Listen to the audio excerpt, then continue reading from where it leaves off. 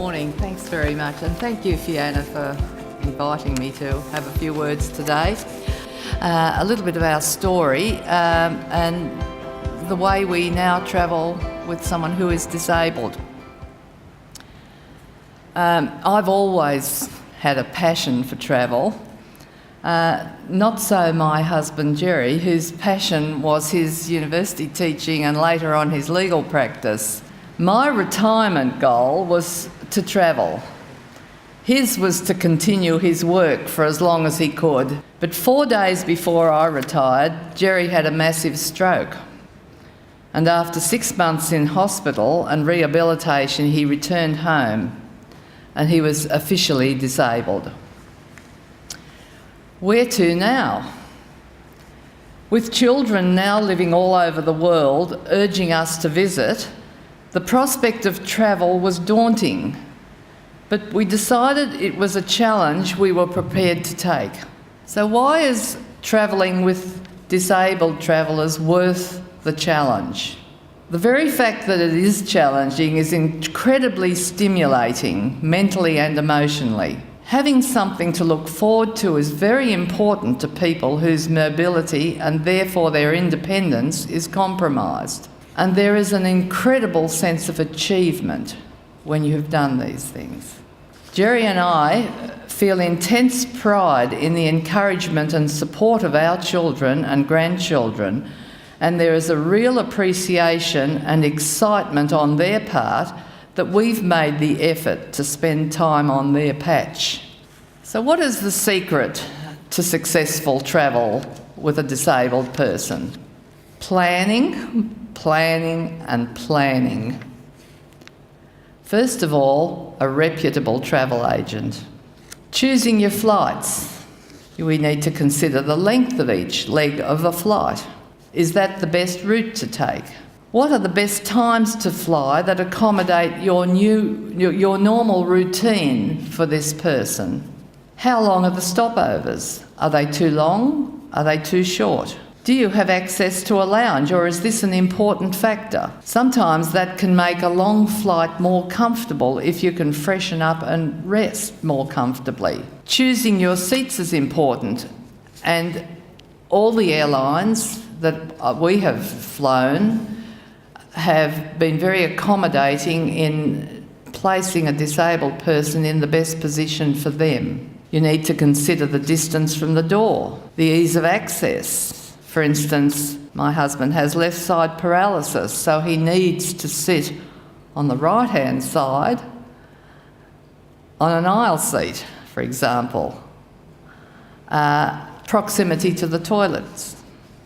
Have your travel agent contact the airline with as much detail regarding your needs as possible. You will be assigned an airline assistant to wheel, escort and assist you from check-in right through immigrations and customs and to the door of the plane.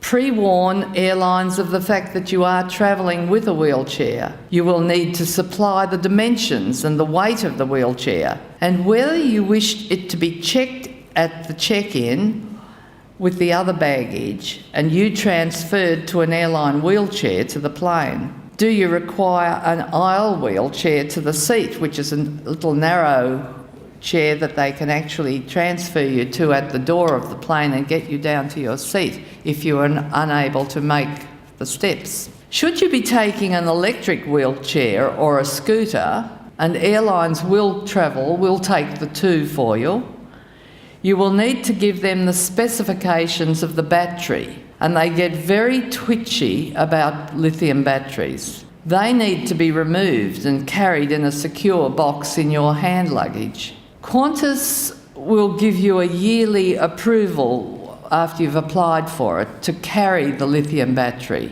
I always carry a copy of that approval even when we travel on other airlines, even though they will go through their own procedure to check the battery that you're carrying.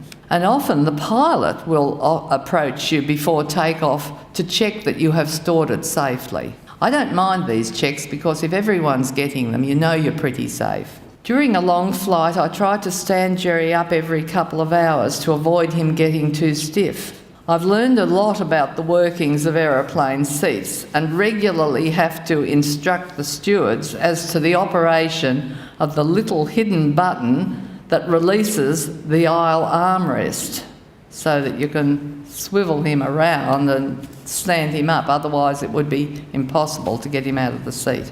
When planning an itinerary, I consider the fact that after a long flight, a challenge even for the able-bodied, it's important to build into the travel plans plenty of opportunity for rest.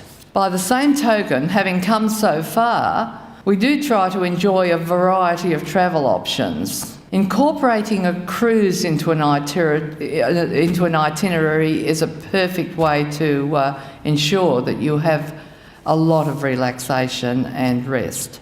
You can do as much or as little as you wish. We generally don't book shore excursions. Getting on and off buses is pretty unrealistic in the time frame, but rather we tend to wait until the tours have left and take one of the taxis on the dock, negotiate a price for a few hours and see the sights that way. Of course, that doesn't involve going inside some of the sites that we would probably have preferred to have been able to explore, but they're the compromises that you need to make. The shipboard teams assigned to assist the embarking and disembarking of people in wheelchairs are fantastic, but sometimes I have to close my eyes, especially on occasions when there is a transfer from ship to tender, but they tell me they haven't dropped anybody into the sea yet. On a practical level, pack thoughtfully. Are there special products that you need? I try to take what I need for a week or so, knowing that I can access pharmacies in major cities like London and Geneva. But watch your itinerary, and you may need to check the internet for access to specific products in some country and store ahead before you reach those destinations. I always carry in my document wallet a recent letter from our GP stating that Gerry is fit to travel and listing his medication. As I mentioned before, in the last few years we've travelled with a small fold-up electric scooter. This is in addition to the wheelchair. It weighs 23 kilograms and fits easily into the corner of a ship's stateroom when folded up, or into a hotel room. This has provided Gerry with some independence and can leave me free to manage luggage or parcels. It's not always possible, or sometimes not preferable, to have a disabled room on a ship or in a hotel. If not, have your travel agent checked if the shower is a walk-in one or if it's over the bath, because that can have an impact on managing personal care for a disabled traveller. You can request a bath or a shower stool ahead. Many of the aged care providers here are part of an international network. When we stay for a period of time, mainly when we're with family, I make contact with the local agency and arrange daily personal care for Gerry, just as he would have at home. We both agree that this is important not only for him, but for me to have some relief and support in my role as his full-time carer over this period. Research well in the planning phase. If there is something you really want to do or see, look up the internet. So what do you avoid? Cobblestones. It's where the forward planning is involved. There's no doubt there are some limitations for disabled travellers. Many European villages are fully cobblestoned and virtually impossible for a wheelchair. Taxis are generally inexpensive and a great way to get an overview of a place. Avoid group excursions that involve getting on and off buses frequently, and plan your route in big cities. London tube stations nearly always have stairs. Useless. But buses are great. I can't recommend travel for disabled people highly enough.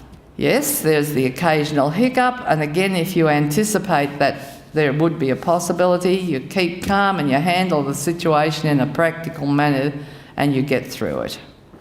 Our type of travel gives a sense of achievement, it maintains family relationships, it challenges us mentally and emotionally to appreciate our world, its people, its history, its struggles, its diversity and its culture. And it is great fun. So I hope that's given you a little bit of inspiration, and I can tell you it is a very worthwhile thing to do. So thank you for listening to me.